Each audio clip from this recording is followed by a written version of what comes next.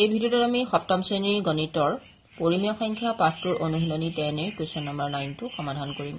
কোৱেশ্চনটোত আমাক কি কৈছে যে 152 upon 209 পৰিমেয় সংখ্যাটোক -8 লব বিশিষ্ট এটো -8 কৰিব কৈছে পৰিমেয় সংখ্যালৈ ৰূপান্তৰ কৰা। গতিকে আগৰ দৰে আমি কি কৰিম ইয়াত আমাৰ -8 কৰিব লাগে।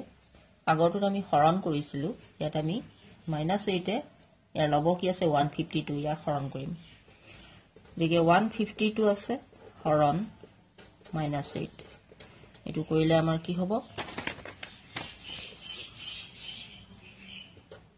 -19 অৰ্থাৎ আমি এটো হৰণ কৰিছো যদি চাও 152 ক আমি 8 এ হৰণ কৰিছো 8 গুণে 8 7 বাৰ 7 থাকিলে আমাৰ 7 × 15 2 8 9 72 গতিকে -19 হল।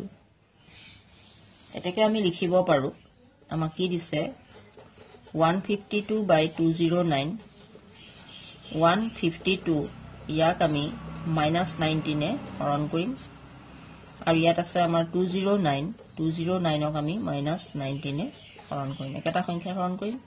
এটা -19 এ যদি 152 হৰণ কৰো তেতিয়া হলে কি হ'ব আমাৰ -8 হ'ব ইয়াত যেটো আমি পাইছিলো আৰু 209 ক আমি কৰি চাও 209 ক যদি আমি 19 এ হৰণ কৰো -19 এ এবাৰ গল 19 11 19 অৰ্থাৎ এটো কি হৈ গল -11। এতেকে আমি লিখিব পাৰো এতেকে পৰিমেয় সংখ্যাটো পৰিমেয় এতেকে তাত আমি নিৰ্ণয় শব্দটো লিখি লম থাকি গৈছে নিৰ্ণয় পৰিমেয় সংখ্যাটো সমান কি পালো আমি -8 upon -11 -8 divided by -11। তাৰ পিছৰ কোৱেশ্চনটোত আমাৰ কি আছে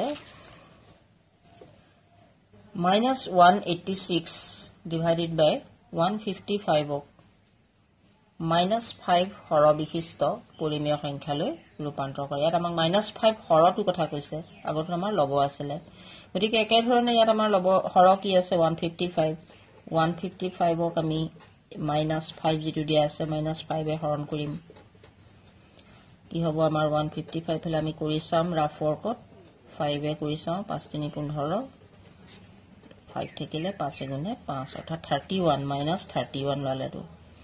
এতেকে আমি কি লিখিব পাৰো -186 divided by 155 equal to -186 হৰণ -31 এই যেটো আমি পাইছিলো এটো আমি হৰণ কৰিম both side 155 divided by -31।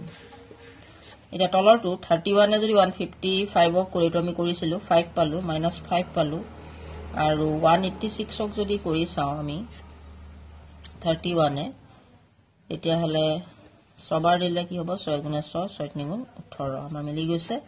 গতিকে এটো কি হ'ব এটো -7 সে প্লাস হৈ গল হৰণ কৰিলত গতিকে ইয়াত অকল খালি থাকিলে আমাৰ 6। গতিকে আমি লিখিব পাৰো নিৰ্ণয় পৰিমেয় সংখ্যাটো নিৰ্ণয় পৰিমেয় সংখ্যাটো